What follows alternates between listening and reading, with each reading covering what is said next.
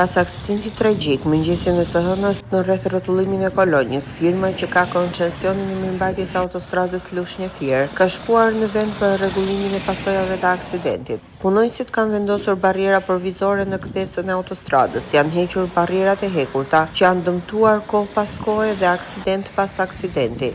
Sipas atyre që na konfirmuan punojësit e mirëmbajtjes, barrierat e reja do të vendosen për të përforcuar më shumë kthesën. Theksojmë se në këtë nyje të zezë, për sa i përket aksidenteve, kanë humbur shumë jetë njerëzish, që prej nisjes së funksionimit të autostradës Lushnjë-Fier, kjo pikë ka qenë ashtu siç u ndërtua.